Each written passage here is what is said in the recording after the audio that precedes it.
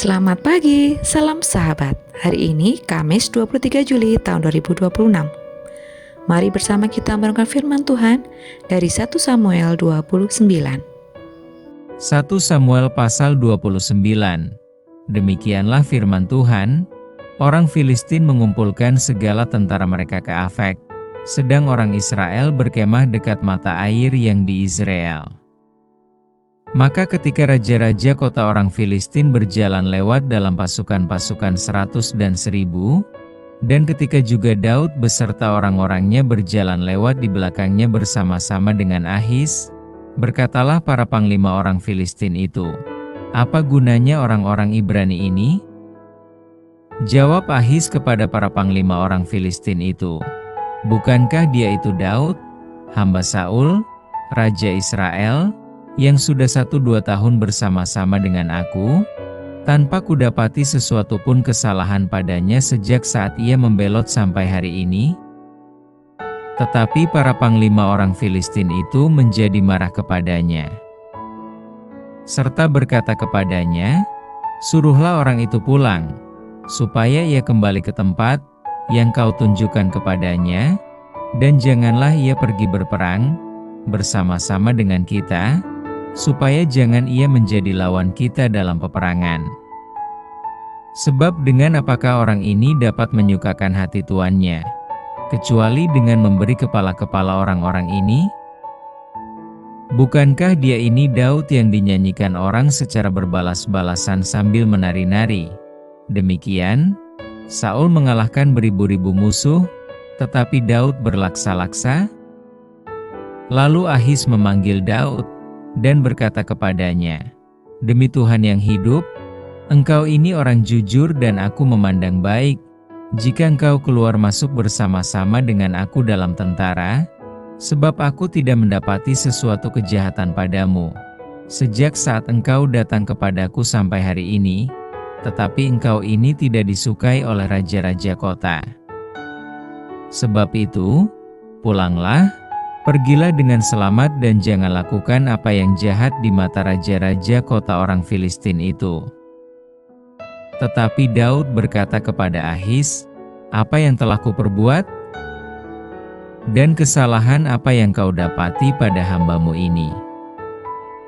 Sejak saat aku menjadi hamba kepadamu, sampai hari ini, sehingga aku tidak boleh ikut pergi berperang melawan musuh tuanku raja?"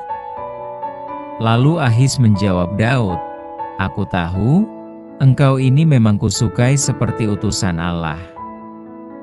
Hanya, para panglima orang Filistin telah berkata, ia tidak boleh pergi berperang bersama-sama dengan kita.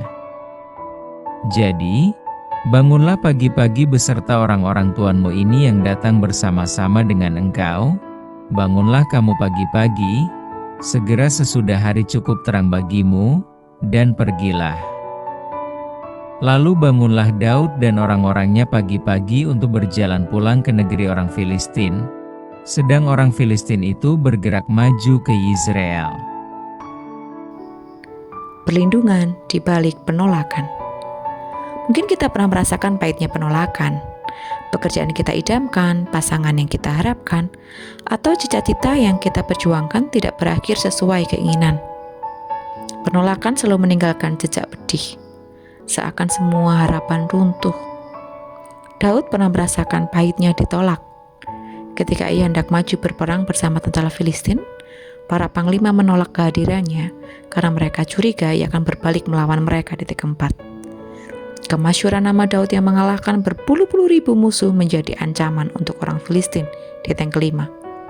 Bagi Ahis, Daud adalah orang yang tidak didapati kejahatan padanya dan diakui baik, tetapi tetap tidak dipercaya dan dipandang tidak layak di titik 6-9. Karena penolakan, Daud dan orang-orangnya pun pulang di 10-11.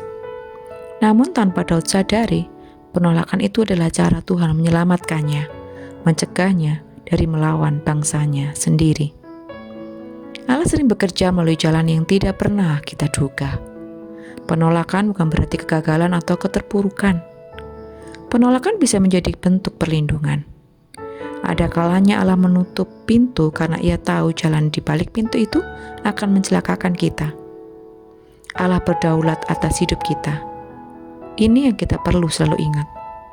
Dan sebagai orang percaya, kita diajar untuk percaya bahwa rancangan Tuhan selalu baik, meskipun kita tidak segera melihat alasannya.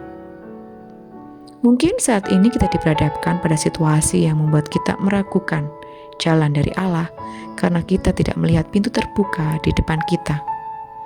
Namun justru di situ iman kita diuji. Apakah kita akan tetap berjalan bersama Allah atau memilih bersandar pada pemahaman kita sendiri yang terkadang keliru? Mari kita belajar melihat penolakan bukan sebagai akhir dari segalanya, melainkan undangan untuk semakin dekat dengan Allah. Saat satu pintu tutup, kita percaya bahwa Allah telah menyiapkan pintu lain yang lebih baik, yang akan membawa kita kepada rencana terbesarnya bagi kita. Di dalam penolakan ada perlindungan, di dalam kekecewaan ada harapan. Mari bersama kita berdoa. Sungguh indah ya Bapa, sapaan-Mu di pagi ini, merubah pola pikir kami, bahwa selama ini penolakan bukan akhir dari kehidupan kami, bukan berarti bahwa kami tidak berharga. Penolakan merupakan undangan untuk kami semakin dekat dengan Engkau. Kami yakin Tuhan, bahwa Engkau Allah yang selalu merancangkan yang terbaik buat kehidupan kami, walaupun saat ini kami belum tahu apa alasan di balik itu. Mampukan kami melihat ketika satu pintu tutup, Engkau telah menyiapkan pintu lain yang lebih baik, yang akan membawa kami pada rencana-Mu yang besar. Kami percaya bahwa di dalam penolakan ada pelindungan, dan di dalam kekecewaan ada harapan di dalam Engkau, Allah yang setia dalam kehidupan kami. Di dalam nama Tuhan Yesus kami berdoa dan bersyukur. Haleluya. Amin. Selamat beraktivitas hari ini. Selamat hidup dalam harapan dan keyakinan pelindungan Tuhan yang luar biasa. Tuhan mengasihi-Mu dan merancangkan hal yang baik untuk-Mu. Tuhan Yesus memberkati.